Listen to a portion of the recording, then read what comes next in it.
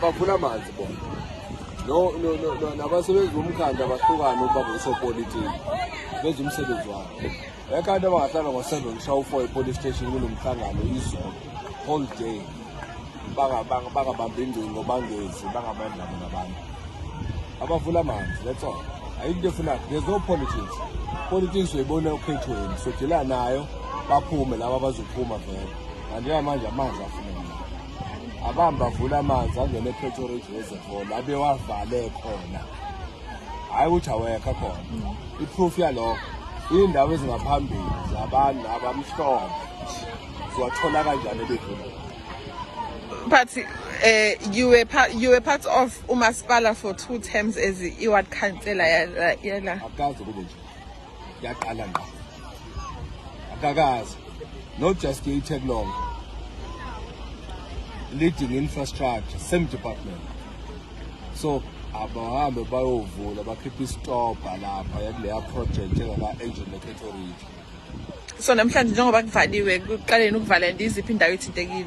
Bekuloke apparently abantu lokho be-engage no council ngaphela ukhona council ePretoria.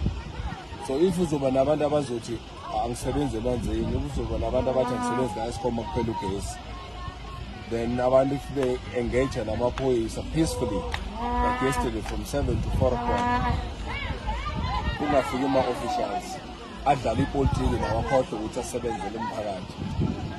This is what happens. So people were left with no choice but to demonstrate, not just for the day. This thing has been happening for what, almost 3 years. Abanye for the past 9 years, one of the areas nakhona isizathu bayazazi ngoba kusakhankasa babona umkhansela ukuphazanyiswa amanye ama-project.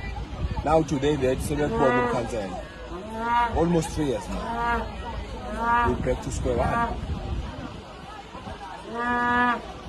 Abantu they don't have leadership. Ayikho. Akwazi ukuthi abantu bangademonstrate every day. Bese uthi expect ukuthi ingane ziye ekoleni zizogenza ngani. Zizophekwa ngani imali yokugcina abantu abangenayo. Ekoleni lokudla kokhona uma kuthiwa lo supply kule team kuzophekwa ngani. Kuzophuzwana. There's no even access to ambulance services.